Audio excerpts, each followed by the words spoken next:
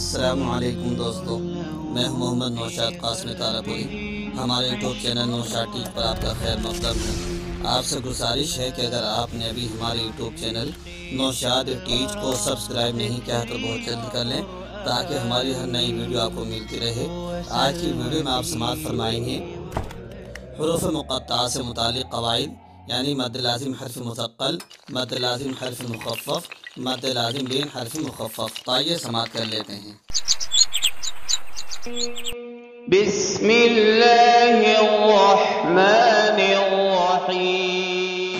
اب ہم حروف مقطعات کی تختی شروع کرتے ہیں۔ تختی شروع کرنے سے پہلے قواعد بچوں کو رٹا دیے جائیں۔ قاعدہ نمبر 39، مد-e-lazim حرفی مسقل کا یہ قاعدہ ہے کہ جب کسی حرف کے ہجا میں حرف مدہ کے بعد آ جائے کوئی حرف مشدد تو وہاں پر مد ہوگا اور 5 الف کے برابر کھنچ کر پڑھا جائے گا، جیسے الف لام میم وغیرہ۔ قاعدہ نمبر 40، مد-e-lazim حرفی مخفف کا یہ قاعدہ ہے کہ جب کسی حرف کے ہجا میں حرف مدہ کے بعد آ جائے کوئی حرف محض ساکن تو وہاں پر مد ہوگا اور 5 الف کے برابر کھنچ کر پڑھا جائے گا، جیسے قاف، نون، صاد،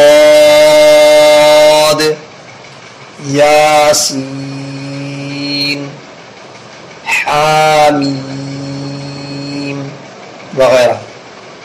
قاعدہ نمبر 41، مد-e-lazim لین حرف مخفف کا یہ قاعدہ ہے کہ جب کسی حرف کے ہجا میں حرف لین کے بعد آ جائے کوئی حرف محض ساکن تو وہاں پر مد ہوگا اور 5 الف کے برابر کھنچ کر پڑھا جائے گا، جیسے عین، سین، قاف، کاف، ہا یا عین صاد۔